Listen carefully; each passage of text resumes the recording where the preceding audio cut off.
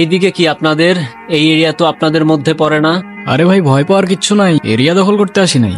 Area আপনার, ধান্দা আমার, লেটস টক বিজনেস। এই এরিয়াতে ধান্দা করতে হইলে নিজেরে প্রুফ করা লাগে ব্রাদার। চলেন খেলি। এত চাপ নিতে পারবি? এটা সমুদ্রের তলা, শুধু চারিদিকে পানি। ওই দেখ দেখ, ওরা করতে আইছে ধান্দা, দুইটা নতুন আমদানি।